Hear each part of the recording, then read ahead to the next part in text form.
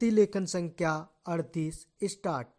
उपाध्यक्ष महोदय, उसमें हमने साफ साफ कहा था कि जो गरीब वर्ग है, जिसकी गरीबी के बारे में सभी जानते हैं, उसको देश की आमदनी का जो औसत है वह अवश्य ही मिल जाएगा और इस दिशा में हमारा प्रयत्न जारी रहे।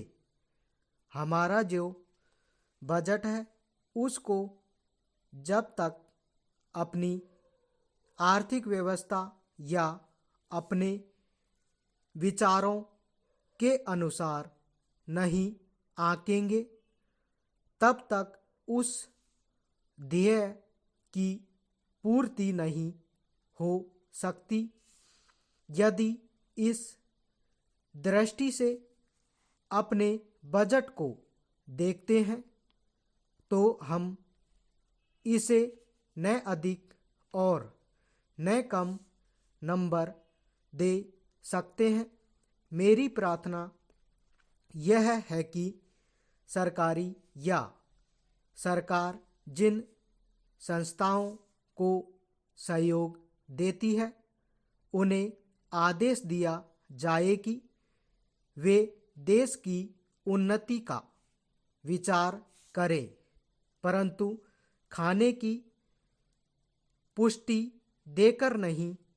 यह कार्य शीघ्र से शीघ्र होना चाहिए।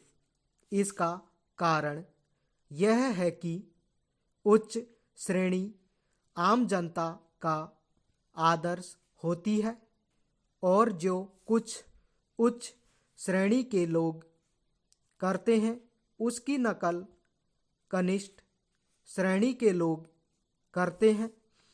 इसलिए यह काम पहले उच्च श्रेणी पर हो जाए तो आम जनता पर उसका प्रभाव अवश्य गहरा पड़ेगा। सप्ताह में 2 बार भोजन छोड़ने का जो मेरा सुझाव है, इससे न केवल अनाज वरन ईंधन, तेल, कोयला आदि सब की बचत होगी। भोजन छोड़ने के अलावा अन्न बचाने का और भी एक तरीका है, वह भी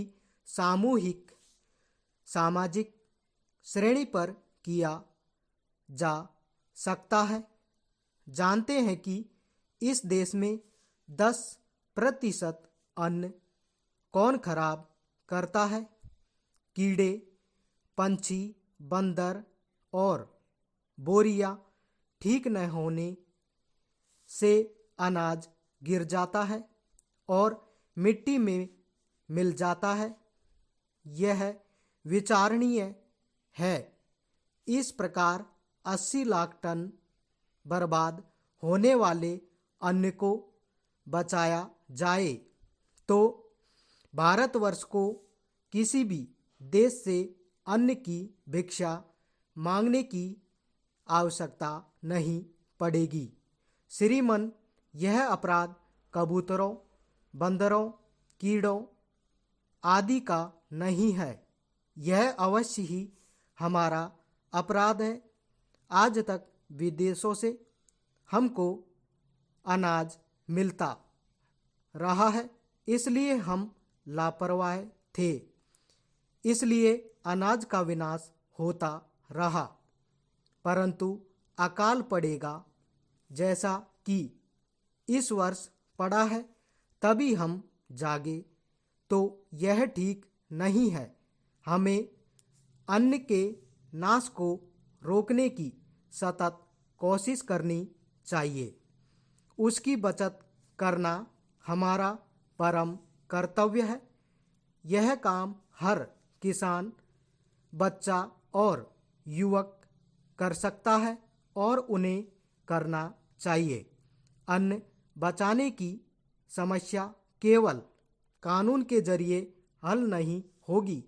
यह बात भी सामाजिक चेतना पर निर्भर है।